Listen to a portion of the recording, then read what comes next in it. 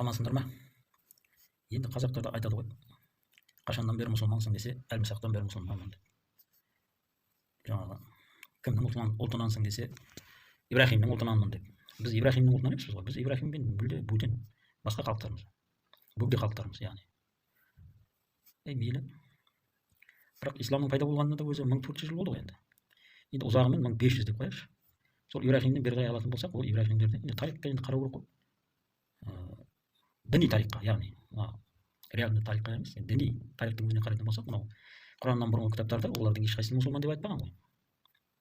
Олар бірінші иудаизм, одан христиан, Мұхаммедтен кейін ислам дейтін пайда болды. Оған дейін ислам деген нәрсе жоқ мысалы. Ешқандай тарих беттерінен кездестірмейсің ислам деген, мұсылман деген нәрсені кездестірмейміз. Қалайша біз әлмісақтан мұсылман боламыз, өзі мұсылман дінінің өзі 1500 жыл бұрын шыққан болса. Қазақтың өзінің тарихы бар емес пе? Және оны Ибрахимнен әулетіненмін деп айтудың не қажеті бар? Қалай біз Ибрахимнің әулеті боламыз? Ол арабтар жеті қайнаса сорпасы қосылмайтын анау семиттік еврейлермен туыс халықтар, олар мүлде ата тегі бөлек. Халықтар бізбен қалай туыс болады? Енді діні бір шығар қазіргі кезде. Дініміз бір екен деп енді туыс болмаймыз ғой енді. Содан кейін мысалы қазақтар дейді, Қарахан ит дәуірінде мұсылман болды дейді. Жаңағы Атлах шайқасын айтады, сол Атлах шайқасында исламды қабылдады, содан бері мұсылман болып кетті. Бірден мұсылман болып кете салған екен де, оп-оңай екен былай ойлап қараса. Бірақ сол анау кезіндегі анау Ибрахимнен бері қарай қанша мың жылдар, олар деген аралық жылдар айтылмайды ол пайғамбарлардың ешқайсысында. Мына пайғамбардың арасында мынанша жыл деген тарихи факт жоқ, бірақ шежіре бойынша айтылады.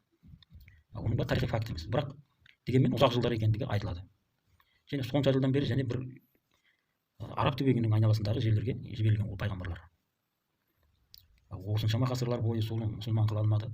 Мұхаммед пайғамбардан кейін ислам енді тарай бастады. Ол да қылыштың күшімен. Енді тарихтан білеміз ғой бәріміз. Білмесеңдер оқып қараңыздар, оны бәрі біледі. Сонау Еуропаның Испанияға дейін, Испанияның түгелдей керек, Францияға дейін жаулап өтті. Африканың солтүстігі, Орта Азияға дейін келді. Енді оның ішінде Еуропада исламдықтар оны қабылдай қойған жоқ, себебі артынша жеңілсіздікті. Соның себебінен ол жерде енді ислам тұрақтай алмады. Енді біраз тұрақтады, тарихта бар. Исламның біраз күнкөріс жасаған сол жерде, бірақ оны халық қабылдаған жоқ. Енді қылыш көтеріп келді ғой енді айналғанда. Сол қылыштың күшімен енген нәрсе бұл ақиқат бола алмайды ғой, біріншіден. Ақиқат қылышпен тарамайды ғой енді. Ол баршаға белгілі нәрсе. Содан кейін де жаңағыдай сразу мұсылман болып кетті.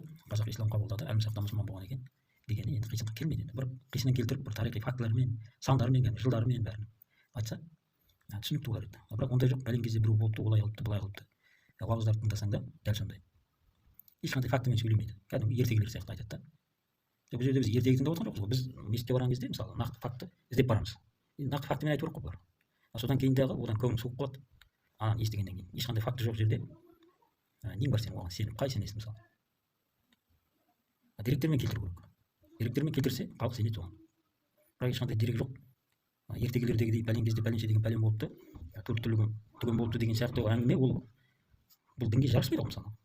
Егер дін хақ болса. Ол ертегі емес қой енді дін, мысалы. Ертегі емес дейсіңдер. Біреулер ертегі десе, біреу ертегі емес дейді. Ертегі емес болатын болса, онда шын ақиқатын айтып, кәдімгі фактімен келтіру керек мына жерде. Содан кейін барып халық онда сенеді осыған. Ол енді бос сөзге ешкім сенбейді ғой енді. Олай емес пе?